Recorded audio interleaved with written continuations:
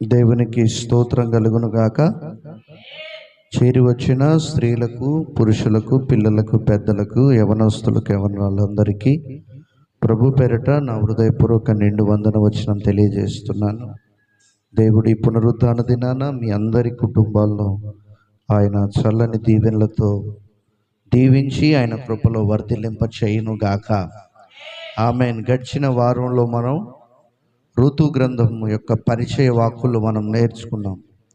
ఈరోజు మనం న్యాయాధిపతులు ఏలిన కాలం అనే అంశం మీద మనం ధ్యానం చేయబోతున్నాం. ఋతు గ్రంథం 1వ అధ్యాయం 1వ వచనం. ఋతు గ్రంథం చూడండి. న్యాయాధిపతులు ఏలిన దినముల యందు దేశములో కరువు కలుగగా యూదా బెత్లెహేము నుండి ఒక మనుషుడు తన భార్యను తన 2 కుమారులను వెంటబెట్టుకొని మోయాబు దేశమున కాపురముండుటకు వెళ్ళెను. చాలు. ఇక్కడ మొట్టమొదటి మాట మనం గమనిస్తున్నాం, న్యాయాధిపతులు ఏలిన దినములు. ఈరోజు మనం అదే ధ్యానం చేయబోతున్నాం. న్యాయాధిపతులు ఏలిన దినములు, లేకపోతే దినాలు, లేకపోతే కాలం. ఈ అంశం మీద మనం ఈరోజు దేవుని వాక్యాన్ని నేర్చుకుంటున్నాం. దేవుని వాక్యం ఎంతో మధురమైనది, మాధుర్యమైనది. దాన్ని నేర్చుకోవాలి, దాని ప్రకారం జీవించాలి అనుకున్న వాళ్ళకి దేవుడు ఆయన దీవెనలు, ఆయన ఆశీర్వాదాలు సమృద్ధిగా ఇస్తాడు. ఆయన వాక్యానుసారంగా బ్రతకాలనుకున్న వారికి కష్టాలు, శ్రమలు, ఇబ్బందులు చాలా వస్తాయి. ఎందుకంటే మనం సరైన మార్గంలో నడుస్తున్నప్పుడు సాతానుడికి ఇష్టం ఉండదన్నమాట. అలాగే ఈరోజు మనం నేర్చుకుంటున్నాం ఏంటంటే న్యాయాధిపతులు ఏలిన కాలం. ఋతు గ్రంథం 1:1 ఇక్కడ గనక ఈ న్యాయాధిపతుల కాలం గురించి మనం ఆలోచన చేస్తే, దేవుని నుంచి ఆజ్ఞలను, అలాగే కట్టడలను, విధులను అందుకున్నటువంటి మోషే గారు ఇశ్రాయేలీల ప్రజల్ని ఐగుప్తు దాస్యము నుంచి విడిపించి వెలుపలికి నడిపించాడన్నమాట. మోషే మరణాంతరం దేవుడు వాగ్దానం చేసిన కనాను దేశానికి యెహోషువ నాయకత్వంలో వీరందరినీ కూడా వాగ్దాన దేశానికి నడిపించాడు. న్యాయాధిపతుల గ్రంథం ప్రారంభమయ్యేటప్పటికీ యెహోషువ కూడా, వారి నడిపించిన 2వ నాయకుడు యెహోషువ కూడా మరణించి ప్రభు సన్నిధికి వెళ్ళిపోయారన్నమాట. మనం చదివాం న్యాయాధిపతుల గ్రంథం 1వ అధ్యాయం 1వ వాక్యాన్ని మనం చదివితే చూడండి. యెహోషువ మృతి నొందిన తర్వాత ఇశ్రాయేలీలు, చూడండి, యెహోషువ మృతి పొందిన తర్వాత అనే మాట. యెహోషువ కూడా వారిని వాగ్దాన దేశంలో భూమిలో చేర్చిన తర్వాత తను కూడా ప్రభు పిలుపు అందుకొని దేవుని సన్నిధికి వెళ్ళిపోయారు. ఇక యెహోషువ మరణించిన తర్వాత ఇశ్రాయేలీల 12 గోత్రాలను సరైన దేవుని మార్గంలో వారిని నడిపించడానికి మోషే లాంటి, యెహోషువ లాంటి నాయకులు కానీ, ప్రవక్తలు కానీ, కాపరులు కానీ వారికి లేరన్నమాట.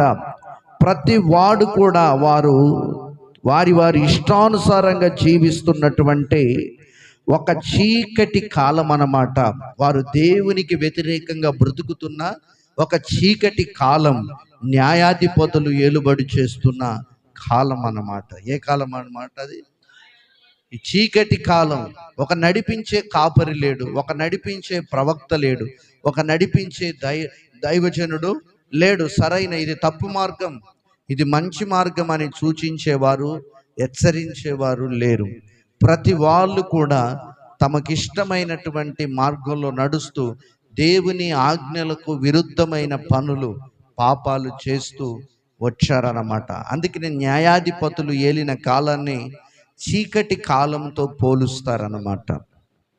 అలాగే న్యాయాధిపతుల ఏలిన కాలములో అని మనము ఇక్కడ చూస్తున్నాం.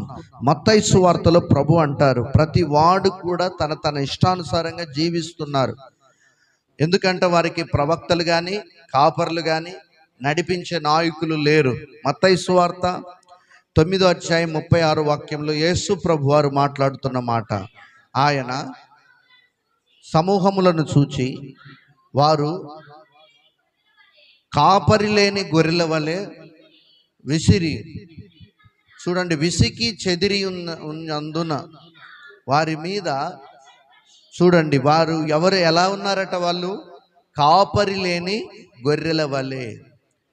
ఒక గొర్రెల మందకు కాపరి లేకపోతే తోడేళ్ళు, గుంటనక్కలు, అడవి మృగాలు వాటిని ఏం చేస్తాయట, చీల్చుకొని తినేస్తాయి. అలాగే ఇశ్రాయేలీల ప్రజల పరిస్థితి కూడా ఎలా ఉందంటే, కాపరి లేని గొర్రెల వలె. మోషే లేడు, యెహోషువ లేడు. యెహోషువ తదనంతరం నడిపించే ఒక మంచి కాపరి, నాయకుడు, ప్రవక్త వాళ్ళకి లేరన్నమాట. అందుకనే ప్రభు కూడా చెప్తూ ఉన్నారు ప్రజలకు ఆనాడు, వాళ్ళు ఎలా ఉన్నారట, కాపరి లేని గొర్రెల వలె విసికి చెదరి ఉన్నారు, అలసిపోయిన జీవితాలు అన్నమాట వాళ్ళవి. అలాగే పేతురు రాసిన మొదటి పత్రిక 2వ అధ్యాయం 25వ వాక్యంలో కూడా మనం గమనిస్తే, పేతురు రాసిన మొదటి పత్రిక, మీరు గొర్రెల వలె, చూడండి, మీరందరూ కూడా గొర్రెల వలె దారి తప్పిపోతిరి కానీ ఇప్పుడు చూడండి, మీ ఆత్మల కాపరియు అధ్యక్షుడునైన ఆయన వైపునకు చూడండి. ఆయన ఏ కాపరి అంట, మన ఆత్మల కాపరి యేసయ్య. ఈరోజు దేవుని ప్రియులారా, సంఘమా, కాపరి లేకపోతే, నడిపించేవాడు లేకపోతే ప్రజలు పాడైపోతారు. సరైన మార్గం బోధించేవాడు, హెచ్చరించేవాడు లేకపోతే మరణకరమైనటువంటి నశించిపోయే మార్గంలోకి సాతానుడు ఈడ్చుకెళ్తాడు. అట్లాగే ఇక్కడ గమనిస్తే, న్యాయాధిపతులు ఏలిన కాలం అంటే దీని అర్థం ఇశ్రాయేలు దేశానికి రాజులు లేకుండా దేవుడు నియమించిన న్యాయాధిపతుల ద్వారా ప్రజలు నడిపింపబడిన కాలం అన్నమాట. ఈ కాలం గురించి వివరంగా న్యాయాధిపతుల గ్రంథంలో మనం ధ్యానం చేసుకొని మీకు ఇంటికి వెళ్ళినాక చూడవచ్చు అన్నమాట. ఆ న్యాయాధిపతుల గ్రంథం గురించి, ఆ కాలం యొక్క ఆత్మీయ పరిస్థితిని గనక ఈరోజు మనం గమనిస్తే, న్యాయాధిపతులు ఏలిన కాలం అనేది సాధారణ కాలం కాదు, అది ఆత్మీయంగా ప్రజలందరూ పడిపోయిన కాలం అన్నమాట. ఎక్కడ పడిపోయారట, ఆధ్యాత్మికంగా పడిపోయినటువంటి కాలం, నశించిపోయిన కాలం, దేవునికి వ్యతిరేకంగా జీవిస్తున్నటువంటి కాలం, దేవుని చిత్తాన్ని నెరవేర్చని ఒక కాలం. ప్రతి వాడు తనకు నచ్చినటువంటి ఇష్టమైనటువంటి మార్గంలో బ్రతుకుతూ దేవునికి కోపాన్ని రేపుతూ వచ్చినటువంటి కాలమే న్యాయాధిపతులు ఏలుబడి చేసిన కాలం అన్నమాట. ఎవరిష్టం వాళ్ళది, ఎవరికి నచ్చినట్లు వాళ్ళు, మాకు నచ్చినట్లు మేము ఉంటాము. అందుకనే న్యాయాధిపతులు ఏలిన కాలంలో మనం ముందు చదివాం, కరువులు వచ్చాయట. ఏమొచ్చాయంట, కరువులు. దేవుడు మొత్తాడు. దేవుడు ఏం చేశాడట, దేవుని మాట వినకపోతే మానవులను ఏం చేస్తూ వచ్చాడంట, మొత్తుతూ వచ్చాడు. ప్రకృతి ద్వారా కరువులు, భూకంపాలు, వర్షాలు, ఇలా తుఫానులు ఈ భూమి మీదకి రప్పిస్తూ ప్రకృతి ద్వారా మానవుడికి బుద్ధి చెప్తూ వాడి క్రమశిక్షణ నేర్పుతూ కూడా వస్తున్నాడు దేవుడు నేటి కాలం, ఇప్పటి ప్రస్తుత కాలం వరకు కూడా. అందుకని తమ ఇష్టం వచ్చినట్లుగా దేవుని నమ్ముకొని దేవుని ఇష్టాన్ని నెరవేర్చేవారు తక్కువగా, అరుదుగా కనబడుతున్నారు. దేవుని విశ్వసించినటువంటి ప్రజలమైనటువంటి మనం, దేవుని సన్నిధిలోనికి నడిపించబడినటువంటి మనం, మన ఇష్టం కాదు, దేవుని ఇష్టం నెరవేర్చాలి, దేవుని కోరిక నెరవేర్చాలి, దేవుడు చెప్పినట్లుగా మనం బ్రతకాలి. సరైన మార్గంలో నడిపిస్తున్న దైవజనుల సంరక్షణలో వారి మాట వింటూ ఆధ్యాత్మికమైన అభివృద్ధి చెందాలి, ఇంకా ఉన్నతమైన శిఖరాలు ఎక్కాలి, పడిపోకూడదు. లోకం వైపు, దాని ఆశల వైపు మరలా చూడకూడదు ప్రజలు. ఇశ్రాయేలీల ప్రజల జీవితాల్లో అదే. న్యాయాధిపతులు ఏలుబడి చేస్తున్న కాలంలో ప్రతివాడు వాళ్ళ ఇష్టానుసారంగా బ్రతుకుతూ విగ్రహారాధన చేస్తూ వ్యభిచారము, జూదాలు, తాగుడు, మత్తు పానీయాలు, రకరకాలుగా దొంగతనాలు, అక్రమాలు, అతిక్రమాలు, ప్రతి వాణ్ణి దోచుకొనుచు దేవునికి విరుద్ధంగా దేవుని ప్రజలై ఉండి నీతి న్యాయాలు జరిగించకుండా అన్యాయస్తులుగా బ్రతుకుతున్నారు. ప్రభు ఒకటే చెప్పారు, అన్యాయస్తులు దేవుని రాజ్యానికి వారసులు కారండి.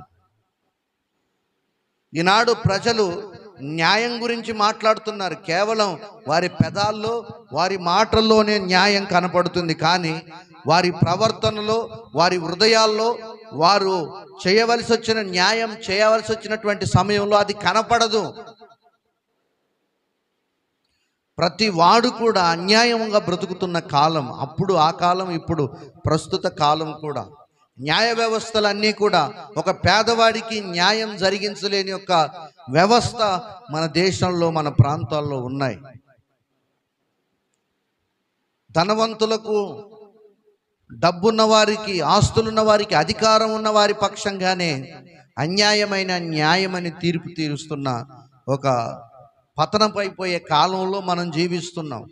ప్రజలు కూడా, క్రైస్తవ్యం కూడా విచ్చలవిడిగా జీవిస్తూ ఎటు పడితే అటు కొట్టబడుతూ, ఎటు పడితే అటు త్రిప్పబడుతూ, తమ తమ ఇష్టానుసారంగా సంఘాలు జీవిస్తూ పతనమైపోతున్న కాలంలో మనం ఉన్నాం, జీవిస్తున్నాం. మన పరిస్థితి ఏంటి? నీ ఆత్మీయ పరిస్థితి ఏంటి? నీ ఆత్మీయ జీవితం ఏంటి? న్యాయాధిపతులు ఏలిన కాలంలో ప్రజలు వాళ్ళ ఇష్టానుసారంగా జీవించినట్లు జీవిస్తున్నారు. ఈరోజు మీరు ఆలోచన చేసుకోవాలి. దేవుని వైపు త్రిప్పబడకపోతే, దేవునిలో సరిగా నిలబడకపోతే దేవుని రాజ్యంలో మనం ఉండలేమండి. హల్లెలూయా, హల్లెలూయా. ఎవరిలో చూసినా నీతి న్యాయాలు కనపడట్లే, యథార్థత కనపడటం లేదు. మొన్నటి దినాన నేను ఫస్ట్ రోజు బస్సులు బంద్ అయిన రోజు ఆటో తోలడానికి వెళ్ళాను. నేను ఆటో నడిపించడానికి వెళ్ళి ఒక ట్రిప్పు సూర్యాపేట పోయి వచ్చి మరలా మధ్యాహ్నం తర్వాత రెస్ట్ తీసుకొని భోజనం చేసి 3:45, 4 మధ్యలో హుజూర్ నగర్ ఒక ట్రిప్పు పోదామని వెళ్ళా. పోయేటప్పుడు ఒక 100 రూపాయలు వచ్చాయి.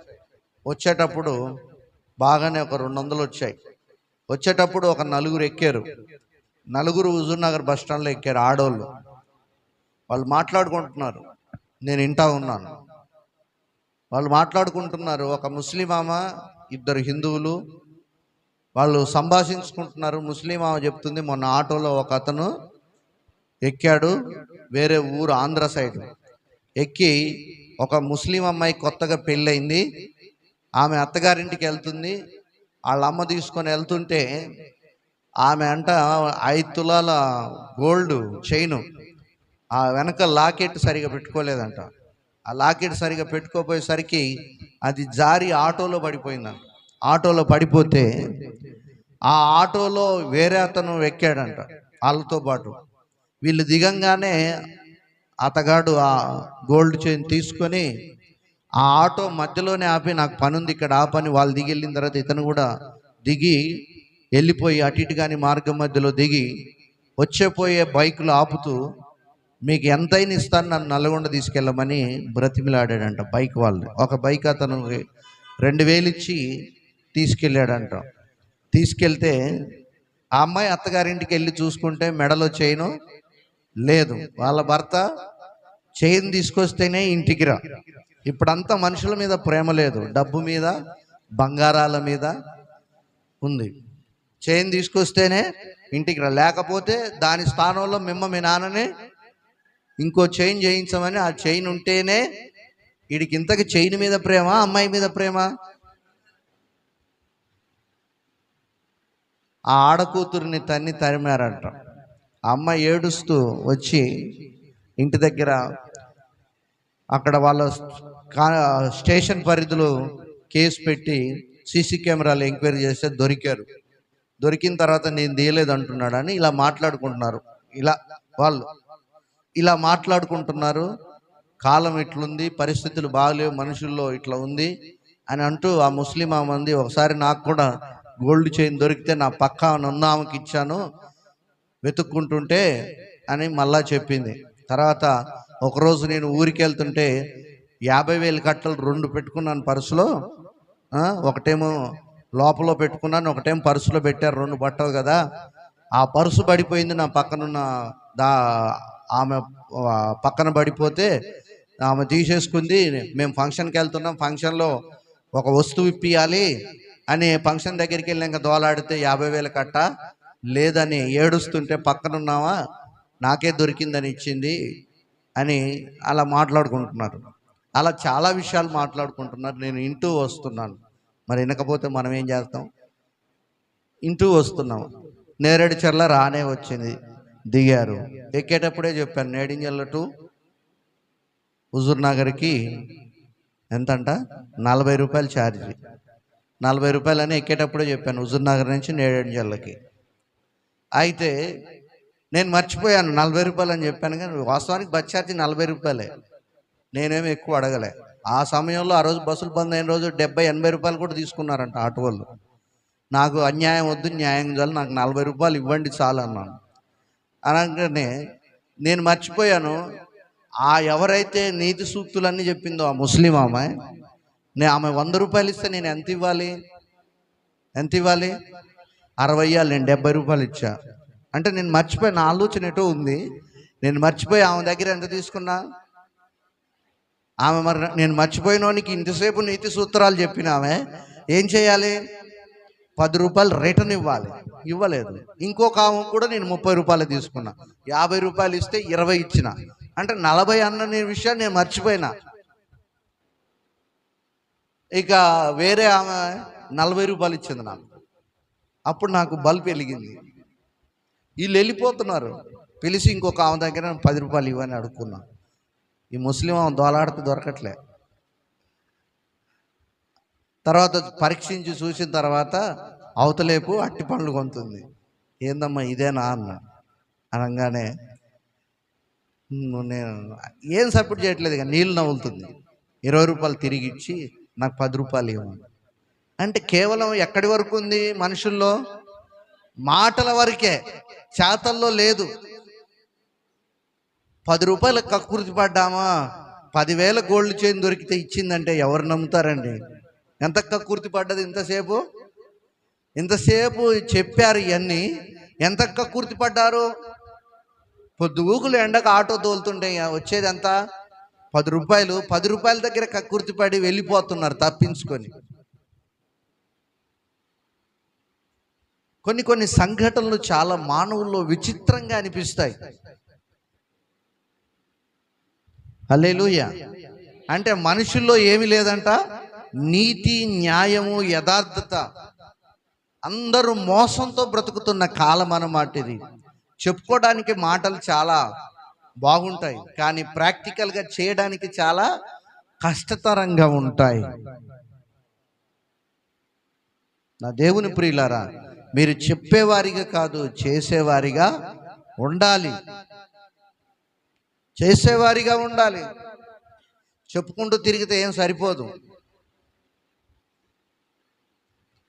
అందుకని న్యాయాధిపతులు ఏలుబడి చేస్తున్న కాలంలో కూడా ప్రజల పరిస్థితి ఏంటంట, వాళ్ళ ఇష్టానుసారంగా జీవిస్తున్నటువంటి కాలం అన్నమాట. న్యాయాధిపతుల గ్రంథంలో సాధారణంగా కాలం, మనం ఆత్మీయంగా వాళ్ళు పడిపోయిన కాలం అని జ్ఞానించాం. ఆ కాలం గురించి చివరిగా ఇలా చెప్పబడింది. న్యాయాధిపతుల గ్రంథం 21:25. ఆ దినములలో ఇశ్రాయేలీలకు ఎవరు లేరంట? Clear order.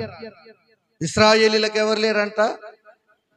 ఇప్పుడు నేను లేననుకో, మీకు మీ పరిస్థితి ఎట్లా ఉంటుంది? ఇశ్రాయేలీలకు ఎవరు లేరంట? రాజు లేడు. ప్రతి వాడును హెచ్చరించేవాడు లేడు, ఖండించేవాడు లేడు. ప్రతి వాడును తన ఇష్టానుసారంగా ప్రవర్తిస్తూ వచ్చారంట. దేవుని ఇష్టం ఏం లేదు, దేవుని కోరికలు తీర్చడం ఏం లేదు, వాళ్ళ కోరికలు తీర్చుకోవటమే. రాజు లేడు, నడిపించే నాయకుడు లేడు. మీ కుటుంబంలో కూడా నడిపించేవారు సక్రమంగా తల్లిదండ్రులు లేకపోతే ఆ పిల్లలు ఏమైపోతారంట? ఆ కుటుంబం ఏమైపోద్దంట? చెల్లాచెదురైపోతారు, ఒక క్రమశిక్షణ లేకుండా జీవిస్తారు. నడిపించే వాళ్ళు సక్రమంగా ఉంటే, నడిపించే బాధ్యత కలిగిన వాడు ఉంటే, కుటుంబమైన, సంఘమైన, సమాజమైన చాలా దీవెనకరంగా మార్చబడుతుంది. ఆమేన్, హల్లెలూయా. దేవునికి మహిమ కలుగును గాక. దేవుని ఆజ్ఞలను ప్రజలు పట్టించుకోలేదు. వాళ్ళ ఇష్టం అంటే మొదటిగా వాళ్ళు ఏం చేయలేదంట, దేవుని ఆజ్ఞలను వాళ్ళు పట్టించుకోలేదు. దేవుని మాటలను వాళ్ళు లెక్క చేయలేదు. వాళ్ళ ఇష్టం నెరవేరుస్తూ వచ్చారు. మొన్న ఆ మధ్య దిరించర్ల పాతకోట వాళ్ళ పెళ్లి చేయడానికి వెళ్ళాం. ఈ పెళ్లి కంటే ముందు అందరూ ఉద్యోగస్తులే, ఒక్కడికి క్రమశిక్షణ లేదు. వీళ్ళు అబ్బాయి వాళ్ళు క్రైస్తవులు, అమ్మాయి వాళ్ళంతా హిందువులు. వీళ్ళు వాళ్ళ మాట వింటారే తప్ప వీళ్ళ మాట వాళ్ళు వినేటట్టు లేరు. 11ంటికి స్టార్ట్ కావాల్సిన పెళ్ళి 1:30కి స్టార్ట్ అయింది ప్రార్థన. బయటికి రారి అని మొత్తుకుంటున్నాం నేను, శ్యామ్ పాస్టర్.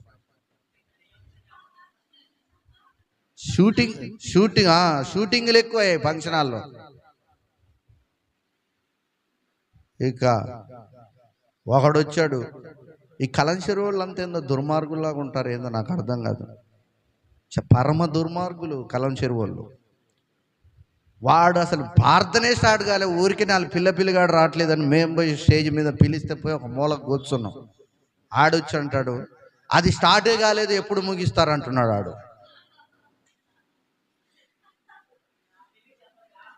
అది స్టార్ట్ కాలేదు ఇంకా, నువ్వు పాస్టర్వేనని నన్ను అడిగాడు. అవును, నేను పాస్టర్నే అన్న. అంటే ఎప్పుడు ముగిస్తారు? అది వాళ్ళు రాలేదు ఇంకా.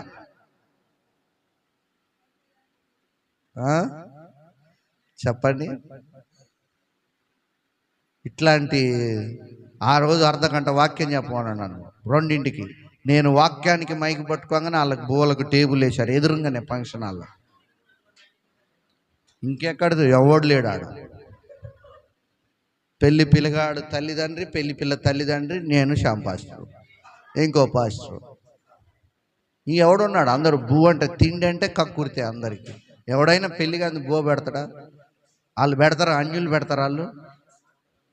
మనోళ్ళకు బుద్ధి ఉండటం లేదు. ఇష్టం తన ఇష్టం నెరవేరుస్తూ అన్యజనుల ఇష్టాలు నెరవేరుస్తున్నారు. నేను నిన్న వాళ్ళ బాబాయ్తో అన్నా, మీరు చేసిన పద్ధతి, నిన్న దిరించర్ల చర్చి వార్షికోత్సవానికి వెళ్ళి అలా పెళ్లి పిల్లగాడు బాబాయ్, మీరు చేసిన పద్ధతి ఒక్కటి కూడా నచ్చలేదు నాకని మొహానే చెప్పా. మీరందరూ డిపార్ట్మెంట్లో జాబ్ చేస్తున్నారు, మీకు ఎంత క్రమశిక్షణ ఉండాలి. అన్యజనుల ఇష్టాలు మీరు నెరవేరుస్తున్నారు, దేవుని ఇష్టం ఆయన ఏమన్నా అనుకోని ఇంకోసారి రిపీట్ కావద్దు, దేవునికి అవమానం జరగవద్దు. అర్ధగంట చెప్పమంటే 10 నిమిషాలు చెప్పాను నేను. 10 నిమిషాలు చెప్పి మైక్ ఇచ్చా. నడిపింపు రావటం లేదు. ఏం చెప్తాం మనం అక్కడ? ఎవరు వింటున్నారు? ఆడ ఇష్టం, తన ఇష్టం. ఎవరిష్టం అండి? వాళ్ళ ఇష్టం. దేవుని ఇష్టం, దైవ సేవకులు చెప్పిన ఇష్టం ఏమీ లేదండి. కొంతమంది అంటారు, అందరు పాస్టర్ గారు మీరు చెప్పినట్టు మీరు నడుస్తాం అంటారు.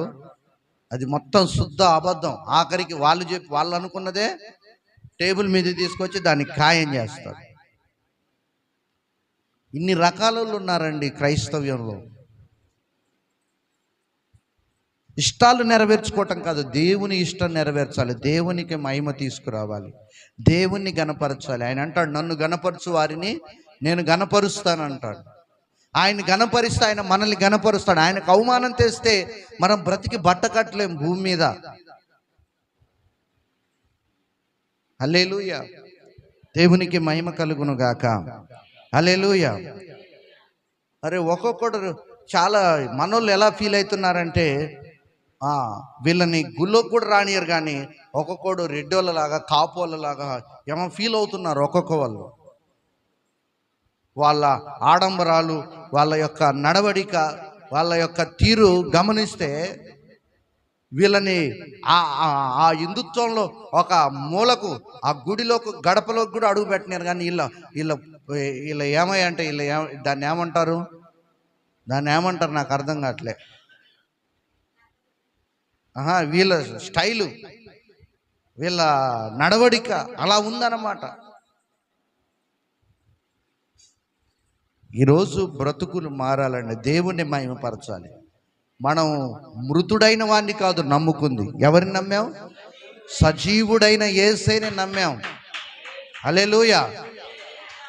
ఆయన సజీవుడు, ఆయన జీవము కలిగిన వాడు. ఆ జీవము కలిగిన దేవుని బిడ్డవు. నీ ప్రవర్తన, నీ మాట తీరు, నీ ఆలోచన తీరు ఆయన ఇష్టం నెరవేర్చేటట్లుగా ఉండాలి. నువ్వు నీ సొంతం కాదు, నువ్వు విలువ పెట్టి కొనబడే దేవుని సొత్తు. నువ్వు ఆయన నిన్ను కొన్నాడు స్వరక్తం ఇచ్చి. నిన్ను కొన్న ఆయన ఇష్టం నీలో నెరవేరాలి. ఆమేన్. ఇప్పుడు పనికి వెళ్తున్నారు, ఉద్యోగాలు చేస్తున్నారు, మిమ్మల్ని పెట్టుకున్నారు వాళ్ళు జీతానికి. వాళ్ళు ఏమంటారు? మీ ఇష్టం నెరవేరుస్తారు. అక్కడ వాళ్ళు ఏది చెప్తే అది నువ్వు చేయాలి. కానీ ఇక్కడ ప్రజలు దేవునికి వ్యతిరేకంగా ఆయన స్వరక్తాన్ని వెలగా ఇచ్చి మనల్ని సంపాదించాడు. కానీ మన యజమానుడైనటువంటి దేవుని ఇష్టాలు నెరవేర్చటం లేదు. వాళ్ళంటే ఇష్టం, నాకు ఇదంటే ఇష్టం, నాకు అదంటే ఇష్టం అంటున్నారు. కానీ ఇది యేసయ్యకి ఇష్టమా కాదా అనే ఆలోచన చేయటం లేదు. తమ ఇష్టమే, దేవుని ఇష్టాలు ఏమీ లేదండి. దేవునికి స్తోత్రం కలుగును గాక. ఇప్పుడే చెప్తున్నాను, మీరు గనక ఇంకా ఎవరైనా మా పిల్లల్ని మేము అన్యులకి ఇచ్చి చేస్తున్నాం అని అంటే మా ఇష్టం అన్నారనుకో, మమ్మల్ని పిలవకండి. 2 చేతులు ఎత్తి దండం పెట్టి చెప్తున్నాను, మమ్మల్ని అసలు పిలవకండి. మమ్మల్ని పిలవద్దు, మీరు బాధపడొద్దు, మమ్మల్ని బాధ పెట్టొద్దు, యేసయ్యని ఇంకా బాధ పెట్టొద్దు. మీరు డిసైడ్ అయ్యారనుకో, దేనికి పిలవద్దు, అసలు దేనికి పిలవద్దు.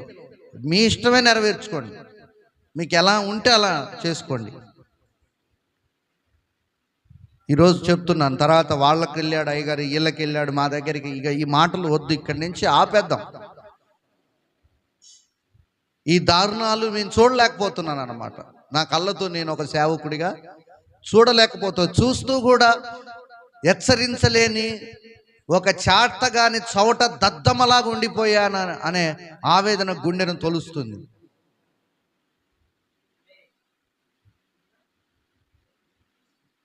అందుకనే న్యాయాధిపతుల ఏలిన కాలం అంటే అది ఆధ్యాత్మికంగా ప్రజలందరూ కూడా కూలిపోయిన కాలం, పడిపోయిన కాలం. దేవుని ఆజ్ఞలను ప్రజలు ఏం చేయలేదంట, పట్టించుకోలేదు. ప్రతి ఒక్కరూ తమ ఇష్టం వచ్చినట్లు జీవించారు, వాళ్ళ కోరికలు తీర్చుకున్నారు.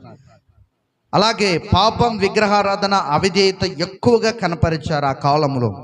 దేశంలో తరచుగా కష్టాలు, శత్రువుల యొక్క భయ పీడనలు వాళ్ళకు వస్తూ ఉండే అన్నమాట. ఈ రూతు గ్రంథం ప్రారంభంలో ఈ మాట రావటం చాలా ముఖ్యమైనదని ఈ గ్రంథంలో మనకు తెలియజేస్తుంది. ఏ మాట? న్యాయాధిపతులు ఏలిన కాలములు అనే మాట రూతు గ్రంథంలో మొదటిగా రావటం చాలా ప్రాముఖ్యమైనటువంటి విషయం అన్నమాట. ఒకటి ఆత్మీయ చీకటి కాలంలో జరిగిన సంఘటన అన్నమాట. చూస్తానికి ఎలా ఉన్నారట?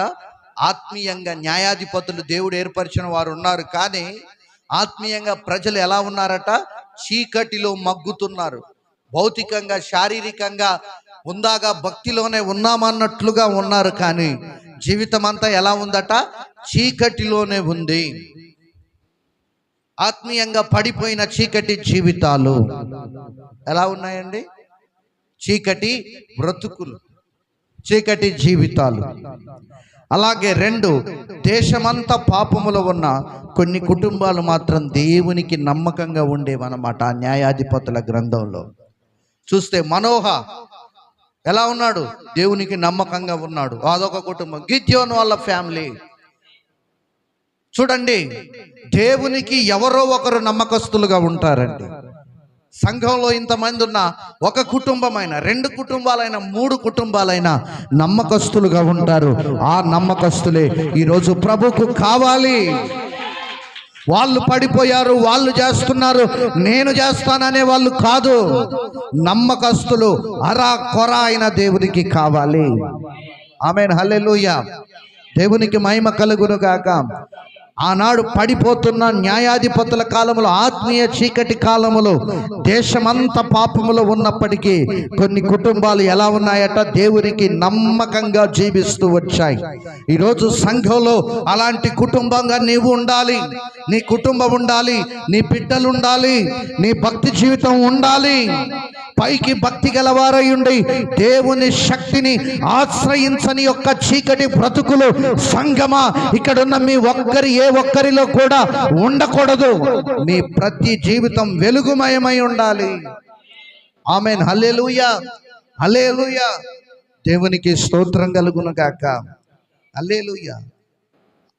గిద్యోను వాళ్ళ ఫ్యామిలీ, సంసోను వాళ్ళ ఫ్యామిలీ, మనోహ పిల్లలు లేనప్పటికీ, కార్యాలు జరగకున్నా వాళ్ళు ఎలా ఉన్నారట? నమ్మకంగా దేవుణ్ణి ఆరాధించే కుటుంబం అన్నమాట. దెబోరా వాళ్ళ ఫ్యామిలీ నమ్మకమైన ఫ్యామిలీ. అలాంటి కుటుంబాల ద్వారా దేవుడు మరలా తన పరిచర్యను పునరుద్ధరిస్తూ వచ్చాడు. అట్లాంటి వాళ్ళ కోసమైన న్యాయాధిపతుల్ని ఏర్పరిచాడు. హల్లెలూయా. చాలామంది ఆత్మీయంగా చీకటిలో ఉన్నారు. ఎక్కడున్నారంట? చీకటిలో. Praise the Lord. ఎక్కువగా ఈ రోజుల్లో కాలంలో ఈ సంఘాలలో పురుషులు స్త్రీలు ఎక్కువగా వ్యభిచారపు యొక్క మత్తులో సాతానుడు పడేస్తున్నాడు. ఎక్కడంట? వ్యభిచారం. అందుకనే మొన్న స్టేటస్లో పెట్టి ఒక 100 గ్రూపులకు పెట్టాం. మొన్న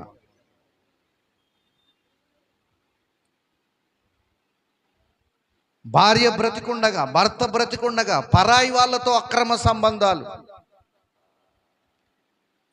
వాళ్ళ ఇష్టాలు, వాళ్ళ కోరికలు నెరవేర్చుకుంటున్నారు.